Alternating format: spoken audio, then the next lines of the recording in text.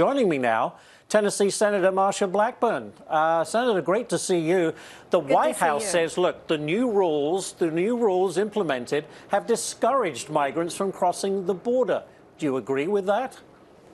I do not agree with that, Ashley, because what this administration is doing is trying to find more ways to make illegal legal. They've got an app that as many as 40,000 people are applying on that app, and then they're saying, well, they're legal.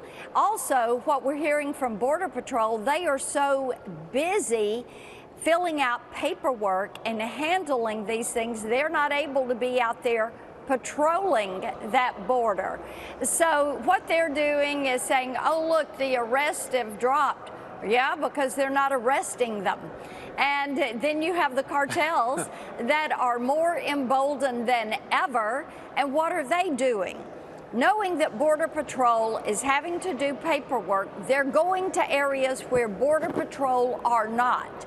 So they've set up new paths to circumvent the Border Patrol. So they're playing games with this.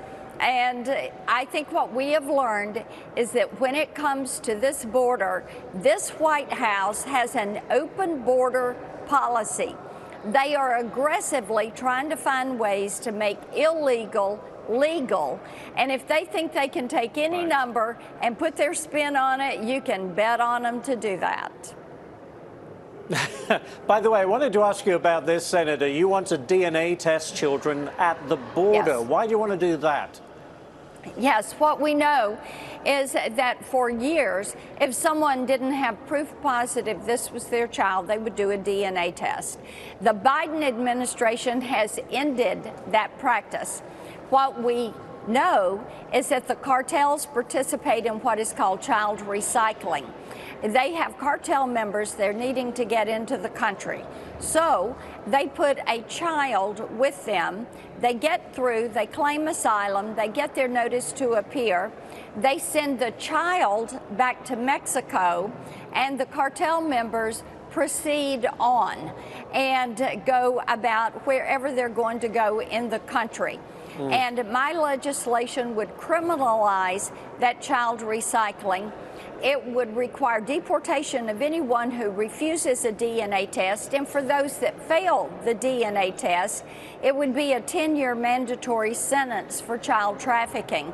It also requires the DHS to step up and do their job and process these children as unaccompanied minors, meaning you've got to go find the parents and you've got to find the next of kin for these children.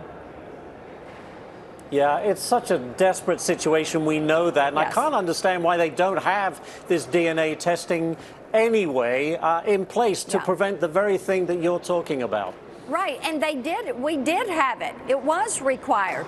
And it's a 45-minute process. Actually, you may be saving the life of children if you take this 45 minutes. It's imperative that we return to doing this.